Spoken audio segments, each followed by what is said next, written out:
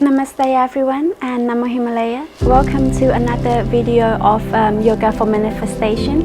And today I'll be sharing with you an asana that's it's been asked for quite frequently, and I just want to hop on here to hopefully clear things up for you and also guide you through the right technique on how to execute the asana.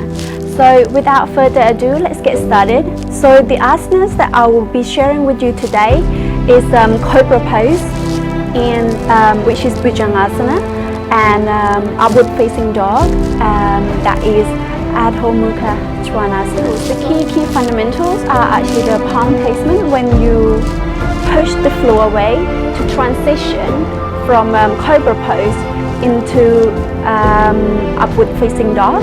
So the index fingers, just remember that the index fingers always pointing up, so having the index fingers pointing directly to the front and the thumbs should be facing each other. Okay, so from here it will give you a very easy transition. So I will show you the difference between the two first.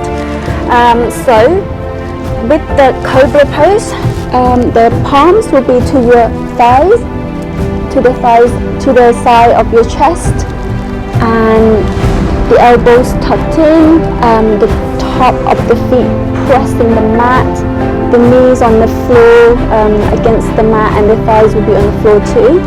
And then we'll move up just slightly. The core should be engaged.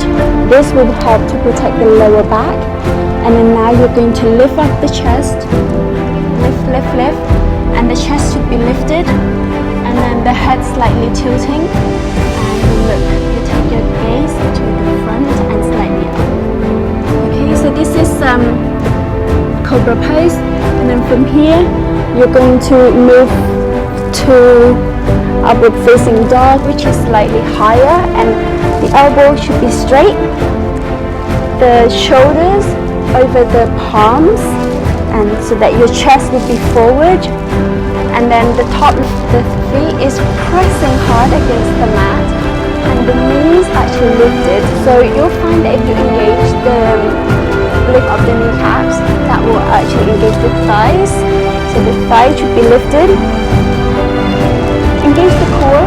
This will protect your lower back. Okay, and then your shoulders will be up and roll back, and take your gaze forward and slightly up. And this is upward facing dog. From here it will give you a very easy transition into upward facing dog. So either you tuck your toe, you roll your toes, and then you push back into downward facing dog. And then you're transitioning. When you go from here, you go to Chaturanga, and then you go to up dog.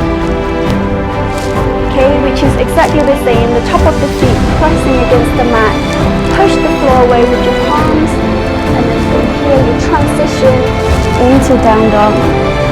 So the transition is actually easier if you know how to do the upward facing dog correctly, like how you push the floor, how you engage the thighs, engage the core, so that your lower back is protected.